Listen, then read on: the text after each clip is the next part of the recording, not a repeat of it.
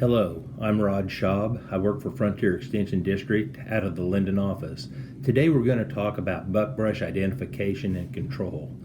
Buckbrush is a small shrub commonly found in eastern Kansas, growing in our prairies as well as in open woodland sites, and even oftentimes found in our fence rows and tree rows that we have separating our pastures and fields.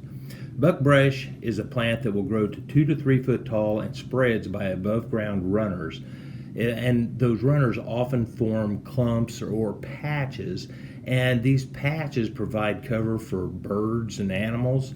But from a livestock standpoint, they have a tendency to shade out and reduce forage production in our pastures.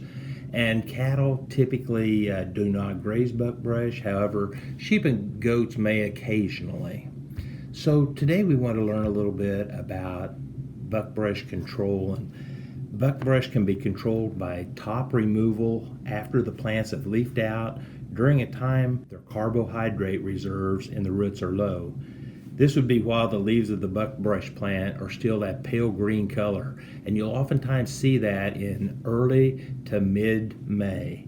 Top removal can be accomplished by either by a controlled burn, or it can be done by a late mowing, okay? So if we're going to do a late spring burn, we're looking at maybe as close to May 1 as possible, and just understand that it may take 2 to 3 years of consecutive mowing or burning to reduce those buckbrush stands.